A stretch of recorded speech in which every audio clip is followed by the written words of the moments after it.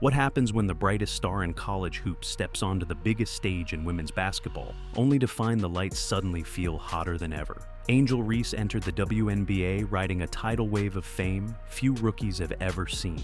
She was the Bayou Barbie, the trash talk queen, the social media magnet with more brand deals than regular season games. Gatorade splashed her across billboards. Reebok handed her a signature sneaker before she'd boxed out a single pro. Headlines screamed that she would save the league, elevate the women's game, and turn highlight scrolls into ticket sales. Even the league leaned in, slotting her preseason debut into primetime streams as if she were already a household name.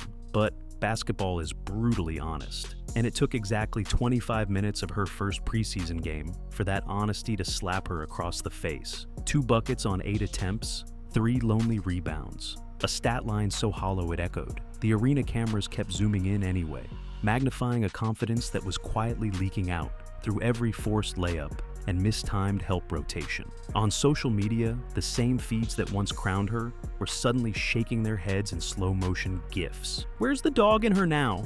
one viral comment asked, racking up likes at 10 per second. Section 1. Hype that hit like a freight train. The hype was never just hype. It was a carefully constructed skyscraper. It started at LSU, where Reese transformed a talented but inconsistent program into appointment television. She bullied smaller forwards, chirped at any camera within earshot, and posed with the Final Four trophy like it was her birthright. NIL money poured in. Every week another company mailed her exclusive merch to unbox on TikTok. By senior year, she wasn't just trending, she was the trend. Teenagers who couldn't name 3 WNBA teams still wore Bayou Barbie t-shirts to school. When draft night rolled around, the branding machine went into overdrive. ESPN cut away from other prospects for an extended interview segment.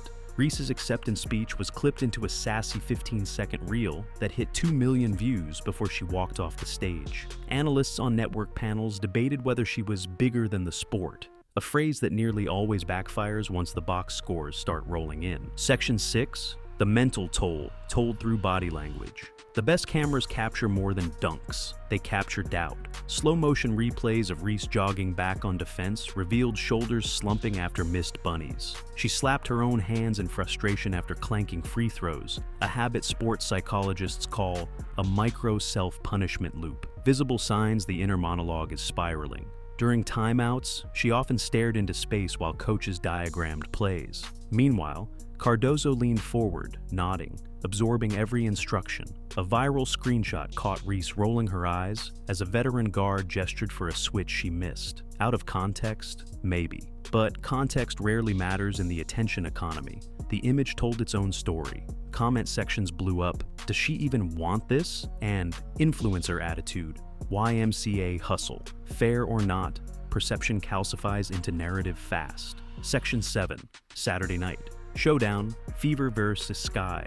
Marketers couldn't script it better. Opening night, national broadcast, the league's 2 biggest rookies on opposite benches. Ticket prices spiked to NFL levels. Scalpers bragged that lower bowl seats were fetching $800. Viewership projections hit record highs for a regular season women's game. The WNBA promoted it with a tagline, "New Era, First Clash." It felt less like Game 1 and more like a heavyweight title fight. Clark walked onto the court loose, headphones on, jogged through layup lines like it was a pickup run back in Iowa. Reese? She kept her warm-up jacket zipped during shoot-around, eyes fixed on the floor, earbuds blasting an angry playlist nobody could hear, but everybody could feel. The sideline reporters got their first quote from Clark within 5 minutes. "I'm just excited to compete." Reese declined to comment, focusing on her routine. Tip-off. First possession, Clark dribbled around a screen, fired from 28 feet. Swish. Crowd roared.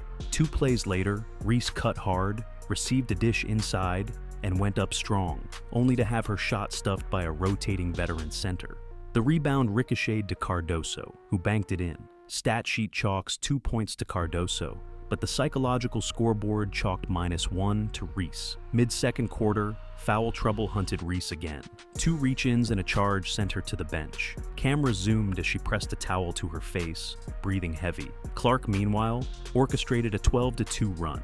Twitter's trending page erupted with Clark versus Reese hashtags. Only the highlights looked lopsided. By final buzzer, the numbers were brutal. Clark 26 to 8 to 7, Reese 6 to 4 to 5 fouls. Cardozo a cool 14-11, plus 15 in 24 minutes. The handshake line was cordial, but the narratives were anything but. ESPN spliced together a montage for the Midnight Sports Center. Every Clark 3 cross-cut with every Reese miss. The headline, statement made, not the one Angel hoped for. Section 2, first cracks in the crown. Preseason is supposed to be a learning curve, not a verdict. Coaches remind rookies daily, it's a process, but social media doesn't believe in processes. So, when Reese bricked her first jumper, the memes wrote themselves. When she lost a defensive rebound to a 34-year-old vet, half a foot shorter, Bleacher Report pushed a Kyron.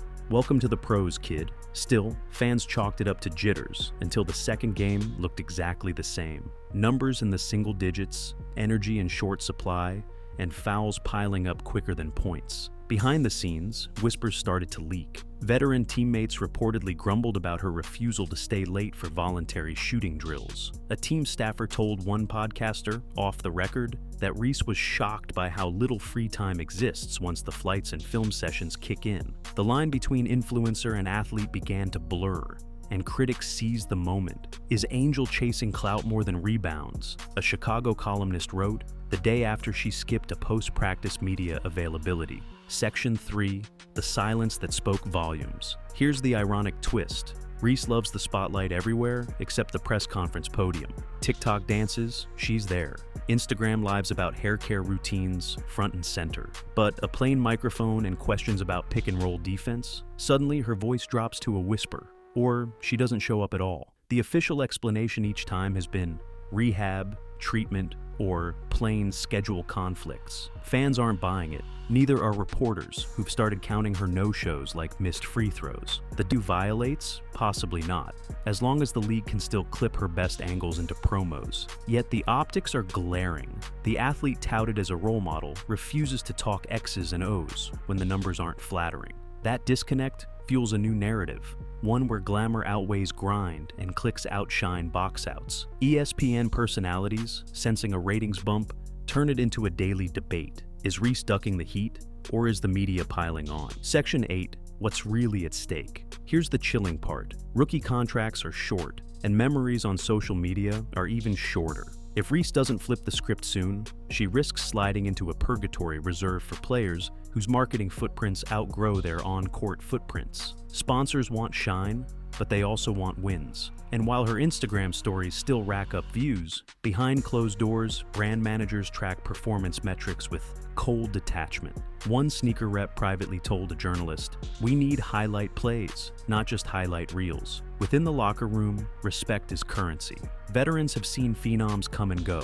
They respect hustle more than hype. If practices keep showing Cardoso diving for loose balls while Reese lingers near the arc, rotations will adjust. Minutes are merit-based. A benching isn't personal, it's math. And fans, they're fickle adopters. The same teenagers who cheered Bayou Barbie in Baton Rouge will switch allegiances in a heartbeat if another rookie starts posting double-doubles. Fandom now is fluid, a swipe culture where one night's hero becomes next week's afterthought. Conclusion, the pen is still in her hands. Basketball history is full of redemption arcs. Legends are rarely minted without first enduring public doubt. The question isn't whether Reese can bounce back. It's whether she's willing to pay the price that bounce backs demand. Extra film sessions before dawn, 1,000 free throws after losses, owning mistakes at the mic instead of evading them, meeting critics with improved footwork, not cryptic tweets. If she does that, the narrative flips overnight. The same platforms tearing her down will celebrate the comeback.